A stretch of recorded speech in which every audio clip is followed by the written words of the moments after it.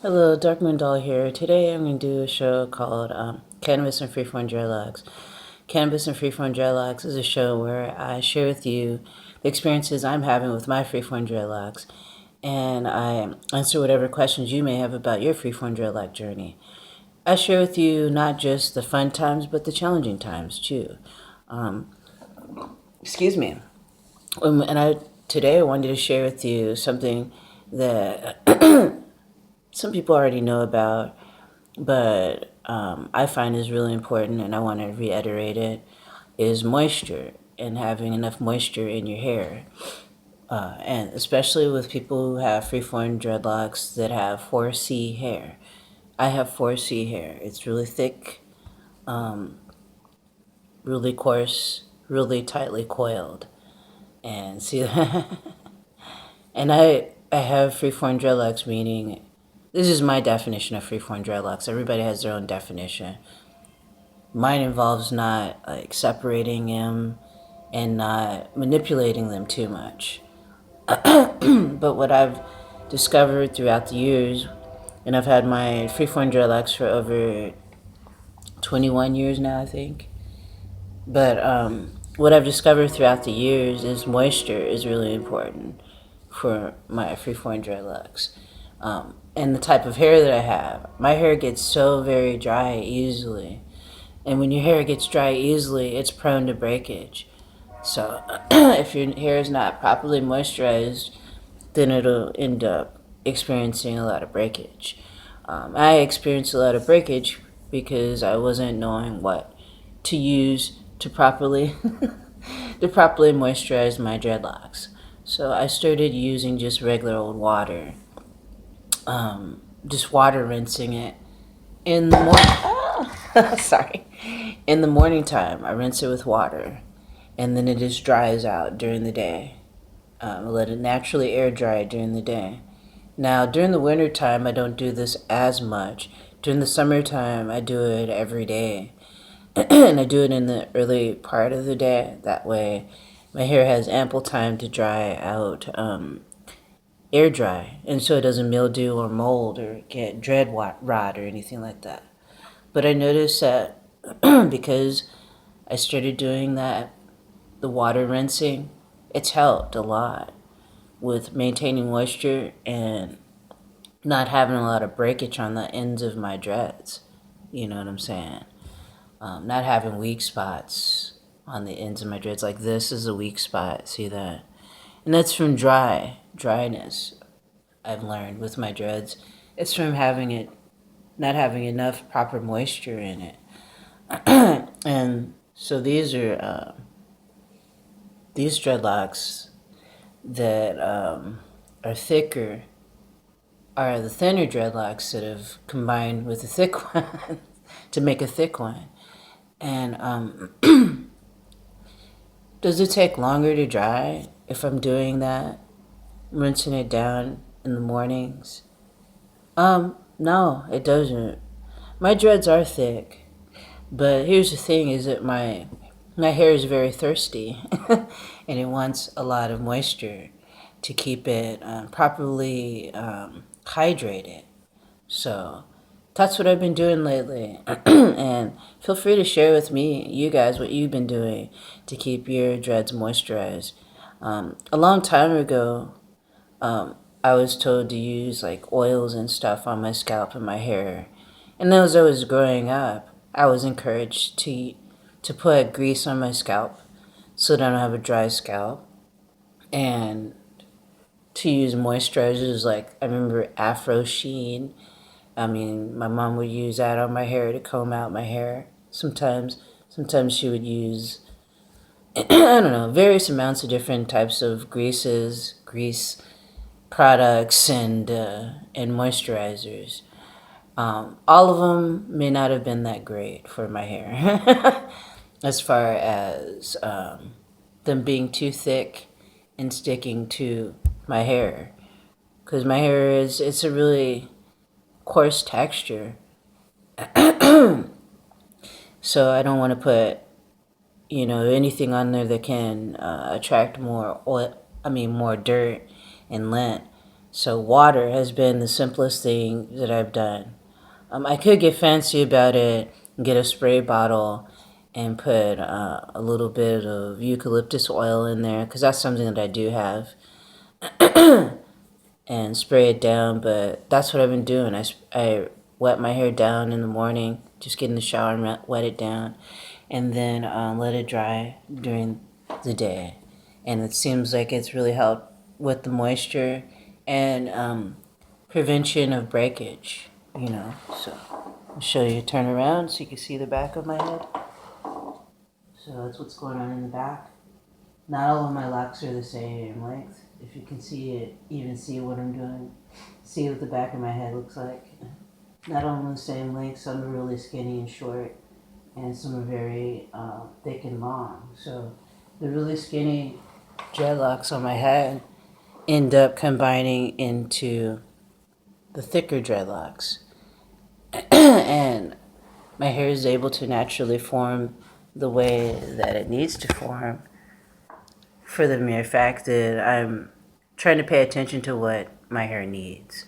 And for a while, I wasn't doing as good of a job at doing that, because I was doing so many damaging things to my dreadlocks. So that's one way you can have healthier hair. You can make sure the moisture level in your hair is where it's supposed to be. Because if it's not, then it's gonna dry and break off at the ends. And then it won't get any longer. And I think that's what happened with my dreadlocks too, is being able to have enough moisture in there, moisturized, so that I won't experience extreme dryness and breakage. But I like the way they look now. Even the ones that have some weak parts onto them, I figure they will mend themselves, and which they have done. So a lot of the weak parts that I have in my dreads is just recovery from a lot of the damage I've done in the past. So the past comes to haunt you when it comes to the freeform dreadlock journey, but it's easy to obtain healthy hair with simple practices. So just observing your head in itself is enough. Looking at what's going on, do I need to cleanse my dreads? Do I need to rinse them? Are they too dry? So moisture is very important, and that's something I just wanted to share with you guys, is the water factor. Yeah, putting it on top of your head, yeah, that's good too. And also drinking enough water as well, staying hydrated in the summertime and the wintertime. So, because during the wintertime, our dreadlocks will get dry easily when we are in, heated places where the heat is on all the time, and that can affect the health of our hair, of our dreadlocks. So if we just are aware of these things, then we'll be able to take care of it and have a healthy head of hair. And I also want to just emphasize too, to try to get as many fruits and vegetables into your body during the day, because those are extra minerals and nutrients and something that's hydrating to help with those who suffer from really dry and brittle hair. There's a way to fix that. And the way to fix it is hydrating your system, hydrating the inside of yourself and hydrating the outside of your hair. I haven't been using a lot of oils. The only oil I used was when I recently did a turmeric hair mask, where I used turmeric and coconut oil, and I put that on my hair and scalp. Well, no, I put it on my scalp mainly. Some of it ended up on my hair, but it was mainly on my scalp. And so that was the last time that I used any kind of oil on my hair or my scalp. And I didn't like the fact that it left my hair feeling really sticky and oily. It did feel really soft, but I had to cleanse out that mask so that my hair didn't continue to feel like that. It was feeling too greasy and oily, and it was making me remember when I was a child and how much oils and how much grease my mom used to put on my hair and scalp. Yeah, it wasn't a fun experience, but she was doing what she thought she was supposed to be doing. I'm not blaming her for any of that. She just didn't know that about, you know, certain things that would help with the type of hair that I have. So it's not a big deal. I'm not here to bash my mom and all the imperfections and the trauma she caused me about my hair. Because I was kind of angry and bitter with her about it for a long time. She would tell me that I have the kind of hair that doesn't grow, and she even told other people that. And I was really venomous and felt really angry towards her about my hair because I figure you're my mom, you're supposed to be supporting me and trying to find out the healthiest way to take care of my hair. But as time has gone by, I've gotten over that because I just know that there's a certain mentality that existed in her time period when she was growing up, revolving around her hair. So she's just trying to do what she was taught, what she observed as a kid, whether it was right or wrong. She was just doing what she was taught. And she's no longer with me these days. She's long passed away, my mom, but she did the best she could with what she had at the time, as far as trying to take care and maintain my hair. I don't think she did the best in my in my viewpoint, as far as being positive and encouraging, her young child to really appreciate the natural hair on her head, because she didn't really seem like she appreciated the natural hair on her head. So if you don't really love the hair that's on your head, then how can you encourage your little daughter to appreciate what's on her head too? It seems like she felt really upset that she said that at one point her hair was really long, my mom, and it was wavy, and then she had gotten some sort of process or chemical process on her hair, and now it's just like it's all froed out. So that chemical process completely damaged her hair completely, and now it's no longer as beautiful as it used to be when it was wavy and long. Now it's kinky and tightly coiled hair. So I don't know. I don't know what truth there is into that incident happening because I wasn't there. I just got to take my mom's word for it. But she said that that's what happened. That's why her hair ended up like that. And the same was said about her mom. That's what happened with her mom's hair. And that's why her hair was like an afro. But it was originally wavy and long, thick. So I don't know. But all I know now is that I just know that moisture is really the key to cutting down on the breakage on my freeform dreadlocks because they've been dry. And when they're dry, they break. And that's what happens. And that's what's been happening on the ends of them. They've been breaking, the skinnier ones at least, because they're dry and they're just seeking moisture. So I'm not going to cut off the ends because some people will just cut the ends off. I'm not going to cut off the ends. I'm just going to let it grow out. And that's what I've done with a lot of my dreads with the weekends. I just let them dry. I just let them grow out. I don't need to cut them. So, and I just make sure that I give them plenty of moisture and not manipulate the area too much because then that can make it snap off. So I think just being patient with yourself, being patient with your hair, really being attentive and caring about your hair will help you to have a healthier head of hair. Definitely stress does wreak havoc on the hair, and also certain changes in life like menopause and going through the stages of menopause, that can wreak havoc on the hair if you don't have enough moisture. My big thing is just having enough moisture in my hair in order for it to not feel like it's so brittle it's gonna pop and break off. And this thing that I've been doing, just rinsing my head in the morning, and letting it dry during the day has been working just fine. So if you guys have any things that you do to maintain moisture in your dreads, you can feel free to let me know. I don't use water and oil in a bottle and spray them. Some people do that. The oils, I've noticed, is the oils are just too thick for my hair. It's way too thick. And it's hard to get the oils out, even in coconut oil. Olive oil especially. A long time ago, I did a treatment with olive oil in it, and it took forever to get out of my dreads.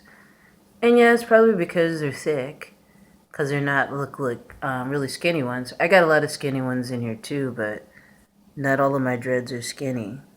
So that's probably why. That's probably why. That's probably why the oils. It takes a long time for.